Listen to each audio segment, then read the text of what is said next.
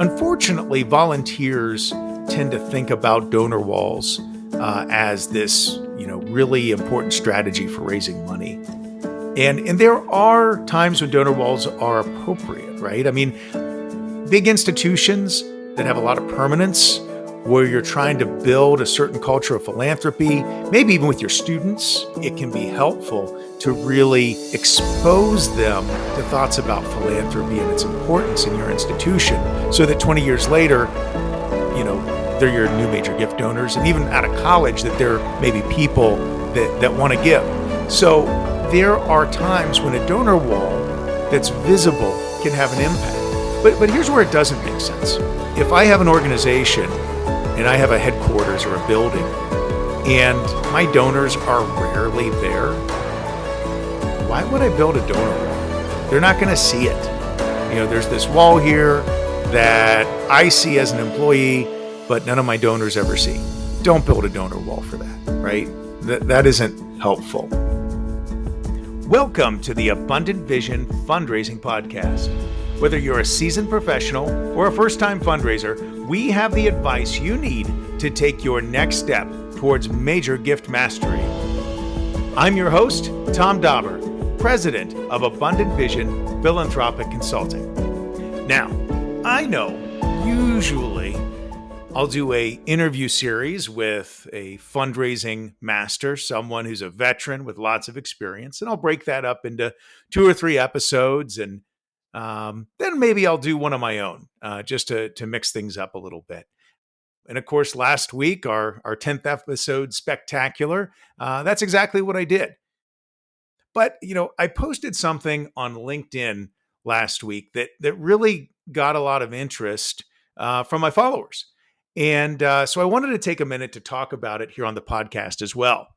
Now, what is this thing that I talked about on LinkedIn? Hopefully you're following me, so you see it and know about it. But the topic that I brought up was donor walls. Donor walls, for many fundraisers, are the bane of their existence. It's something that they have to have. It's something that they're expected to keep up. And it's something that donors can get very upset about. That's one of the things with a lot of approaches to donor recognition I've seen over the years. There are many things that are low reward, high risk. I think about annual donor calls. When I was getting into the fundraising business, those were pretty much standard. You wouldn't believe how much time, effort, and anxiety went in to our office publishing an annual list of our donors. Now, did we get any extra gifts because of that? Probably not. Maybe somebody here or there, and maybe for somebody, the idea of moving up a level or matching a peer, maybe that helped a little bit. But the potential benefit of that compared to the outsized pain of a person calling you up, demanding to know why they'd been left off, or wanting to know why you couldn't spell their name correctly, all those sorts of things, they were completely out of proportion. And ultimately, I think what the industry has come to understand for the most part is that a lot of donors don't even want their names out there in the public, for other organizations to poach. I mean, keep in mind, now, if you're somebody right now who's a donor and your organization is publishing their donor list, you got to know that other charities are taking a look at those donor lists to identify potential donors for themselves. I know that I've done that personally as a major gift officer, just confessing that right now, right here. So anyway, I know the schools that I was at ultimately moved away from it, but there are some places even today that are still doing that. So that's the donor roll call. That's not what we're talking about today. We're talking about donor walls. These things are not typically published. These are things that are static walls that are created by your organization to honor donors. Now, in higher ed, these things are a pretty big deal. And you'll find vendors, their entire work is building these donor walls, customizing them for educational organizations, as well as hospitals and sometimes other organizations too, but those tend to be the most. So, in short, in my LinkedIn post this week, I advised folks to consider moving away from traditional plaque-based walls. Now, here's why. Now, I only listed 5 reasons in my LinkedIn post, but there's more than that even. But number one, physical walls come with physical limitations, and ultimately will run out of room if you're really raising a lot of money. I mean, think about this.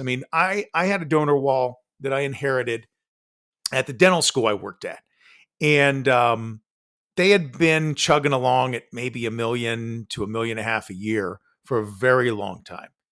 And all of a sudden, they got a fairly entrepreneurial fundraiser in there. He tripled the size of the staff. We started raising a lot more money. This is before I got there. And then after him came another great chief development officer. And again, kept pushing the envelope. Anyway, you get the point. The more your fundraising team grows, the more fundraising success you have, the more people you're going to have on your donor wall. And so if you're increasing your fundraising exponentially, you're going to run out of space. So what do? Well, then you got to invest another $10,000, $20,000 in another donor wall. Keep in mind, that is the type of price you can expect to pay depending on the style of donor wall that you want. So there's that. Number 2, talked about updates getting expensive. Now, keep in mind with updates, every year, hopefully, you are adding new major gift donors, people that have hit your giving thresholds, whatever those thresholds are, to your wall. So every year, you've got to call up your vendor and pay them more money. Now, there's other types of updates that you could run into as well. For example, what if your logo changes and you've got the wall branded with your logo? Well, there's something else to fix. Another thing that can happen, because remember, when we're raising money for institutions that are permanent, we're talking about universities and hospitals, things like that.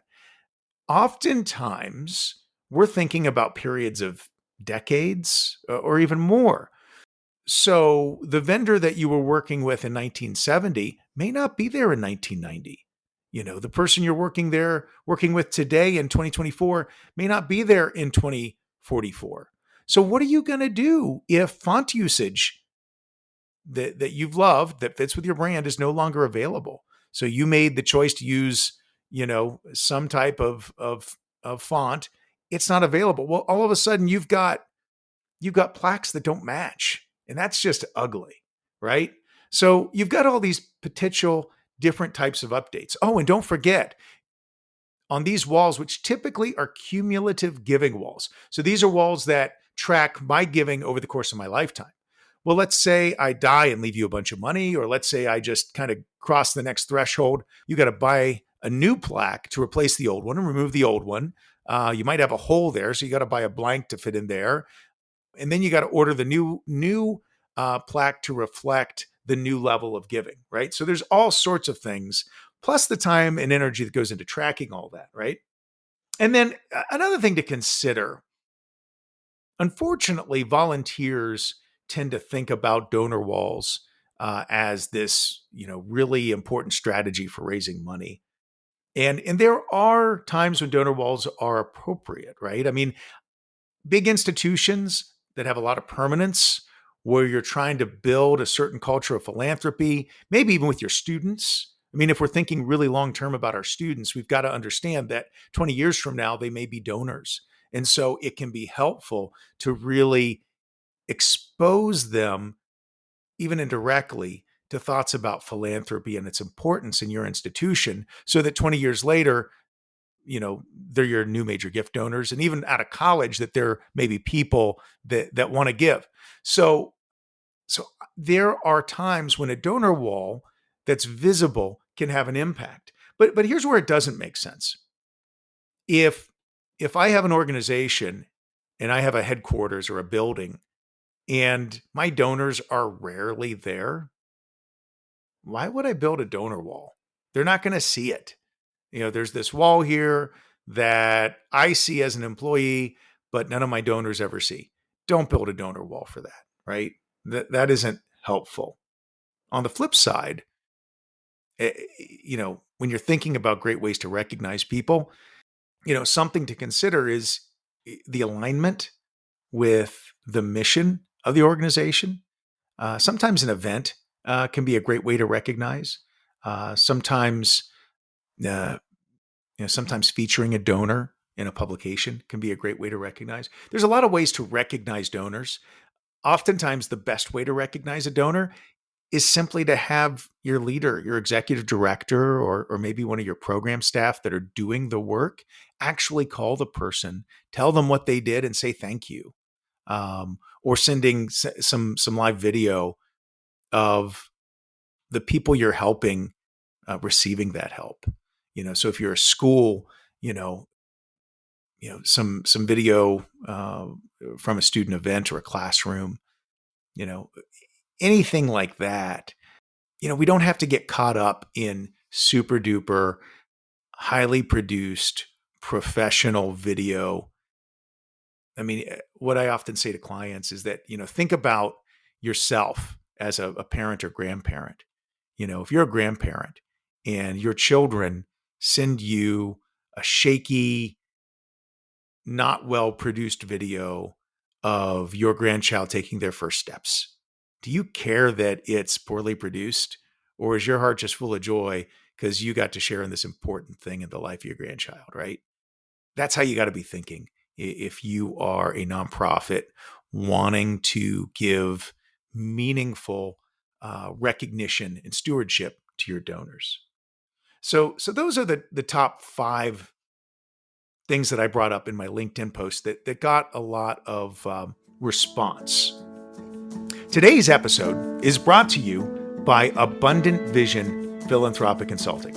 If you are a nonprofit professional, you're used to pressure. You're used to the grind. The challenge of raising more money never goes away.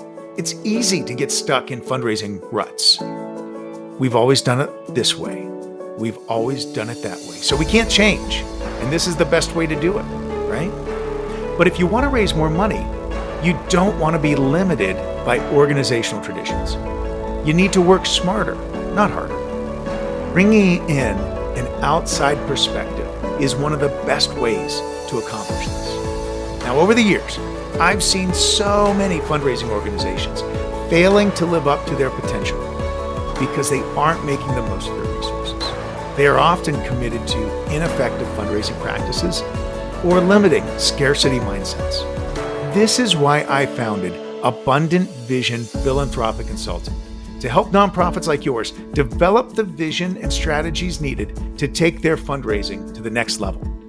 If you want to see greater fundraising revenues at your organization, head over to abundantvision.net and schedule a free conversation today. Now, back to the show. So here's what I learned specifically from my first donor wall that might be a benefit to you. So this was a dental school, right? And they had face plaques. That is, they would actually get a photo of the donor. They would give it to their plaque vendor. The vendor would give it to an artist who would try to draw kind of a comic book quality likeness of the donor. Somewhat realistic. But honestly, there was just such inconsistent quality. Some of them were pretty good likenesses. Like I could look at this line drawing and tell that this was this donor that I knew. But some of the times they were just ugly. They kind of looked like a middle schooler drew them. They were really bad. So we had that issue. We were running out of space, and the giving levels were outdated. So they were originally at $25K, which at the time corresponded to the endowment level and to the major gift levels for the university. Well, that changed and it moved up to $50K. And so, there were some questions about how do we move forward and what do we do with the folks that had only given $25K originally. So ultimately we decided in that case that we'd grandfather anybody that had already been in, but that moving forward, we'd only recognize them at that 50K level. And so that's an important thing to be thinking about with any donor wall is what is what's a litmus test for being on this donor wall. Now, each time we got a gift of 25K, we had to do specialty work with that vendor, now, and think about this process to get these cartoon quality face plaques, right? So we first had to request photos of the donor. That would take some time. And then we would have to give it to the vendor, have the drawing done, have the drawing sent back to us. Then that that drawing would need to be submitted to the donor to get their approval to make sure that the image looked good. Yeah, that might take a couple attempts. Now, then we had to get the plaque and then get it installed. So that was the process that I was tasked with trying to deal with. We also had some inconsistent font usage as well. And my favorite thing about that donor wall, actually, that's the Society of Benefactors wall, was that there was a plaque with no face. It just said anonymous on it. So we went through this process, actually, when we got rid of that donor wall to get the new one. We took all the old face plaques and set up meetings with those benefactors and actually gave them to them as gifts. It was actually well received and a positive thing. But the anonymous one, I just kept it at my desk as a reminder of what not to do when trying to recognize donors, because it really was just a big waste of money to have a plaque to the anonymous donor, right? So these plaques, these were wooden plaques with metal onlays, and the onlays were then etched. So these were expensive plaques that we were getting rid of. So that was what we had to work with, and what we decided to do was to go with a simpler format. We went with Corian plaques that didn't have any faces on them at all. Just a simple, I think we might even gone with like Times New Roman or Arial fonts, just very basic fonts. And we created a donor wall where you just used adhesive to stick it really to drywall.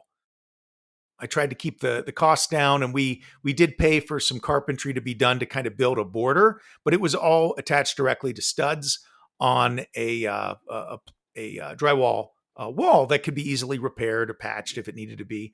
But really, each plaque came to us, and we used a piece of cardboard to kind of keep the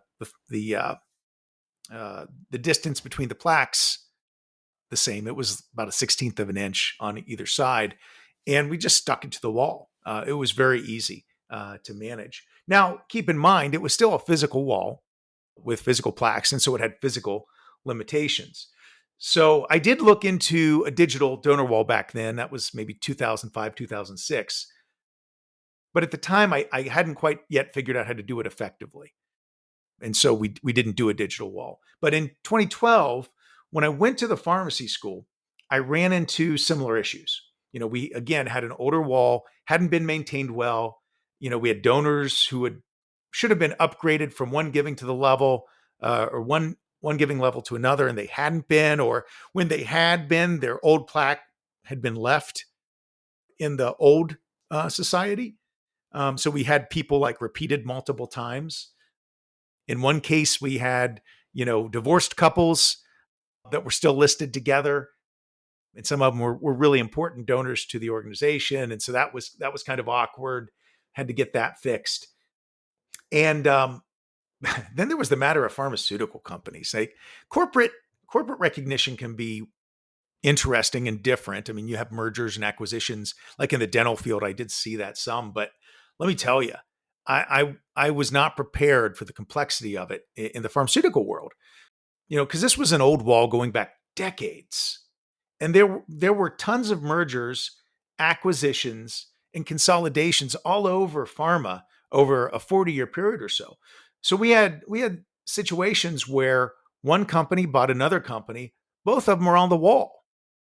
Do we credit the new company with recognition for the past giving of the old company? What do you do there? Do you recognize the historical company and their giving? Just lots of questions that you needed to wade through. And then there's the question of like reverse mergers. Like that's a thing. It just got really complicated. And frankly, I had to spend a lot of time on the internet just researching the different companies to know who had been bought by whom so we could make those decisions, right? But this time around, I was very committed to going digital and avoiding the high priced donor wall vendors. And let me tell you, I've known some great donor wall vendors. I don't mean to make them out to be the bad guys here, you know, but it does cost money. And the more money you can save, I think the better. So here's what I did. Instead of going with a traditional donor wall, we purchased 4 large commercial grade monitors. Now that part's really important. You don't want to just go to Best Buy and get yourself, some 60-inch flat screens. Burn-in can be a problem with those, and they're not going to hold up as well as a commercial grade monitor like they'd have at a restaurant or something with a menu board, those sorts of things, right? So anyway, so we got those. We mounted them in in kind of the portrait style. So they're actually about the same size as a donor wall might be, right? So we got 4 of those, and we created static images of what the plaque board would look like in PowerPoint. And we saved it as an image file, and we got it on those monitors. They were JPEGs, right? Nothing crazy. Now in that situation, it was all networked, and we were running it through our IT department. And so once a year, they'd change out things for us at our request.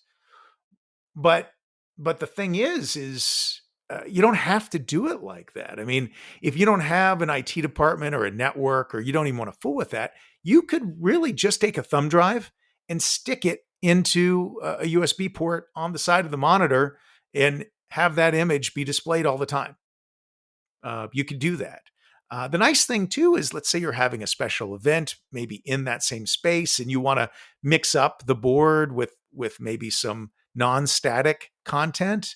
Maybe a PowerPoint presentation celebrating some person you're honoring. You could do that. Like you could get a lot of different types of use out of these boards, and when it's time to go back to business as usual, just go right back to it being kind of your donor wall. Anything you want to do here, you can do. Now, I want to warn you, because one thing I looked into quite a bit was, well, could we have these be touchscreen displays? So that if you clicked on a particular plaque, you might see an image of the donor and a bio and all those things. Because that would be really cool, frankly. But I want to tell you, like I decided not to do that because I saw another unit at my university try to do that. They had a really large screen that was meant to be an interactive multimedia presentation. And it was down most of the time. Like it was always breaking. It was, and they spent a large amount of money on it to get it up and running. And ultimately, all the problems they had convinced me that it probably wasn't going to be worth all that. Because really, at the end of the day, we just want a place to list some names. And again, having the digital wall really does make it a little bit, you get a little bit more potential usage out of it. So again, we just put the monitors up on the wall. The thing that we did do was we spent a little money on some carpentry. We had some nice looking handcrafted frames attached to the wall around each of the monitors, with the monitors being set back in these frames. That way, it just looks a little nicer, a little classier, because this is a donor wall. You want people to come and be impressed with what they see. And it's been a while since I've looked at the wall, but I'm pretty sure we also spent some money on some permanent signage that would go over the plaques or over the digital plaque wall, just to describe what it was, right? I think we had something, we'd taken a quote out of the pledge that the student pharmacists take when during their white coat ceremony.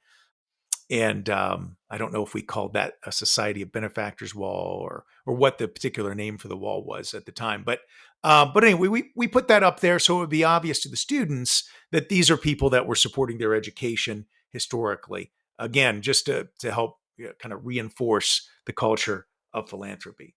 So that's what we did. And I'd like to think that we saved a good bit of money on that. They're still using it today.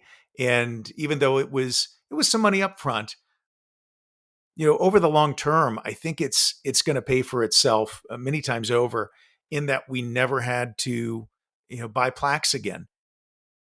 And anytime we wanted to update, we could do it. And the other thing too is, now we went with 4 monitors, but you could have added an extra monitor on either side of those 4 if you wanted to.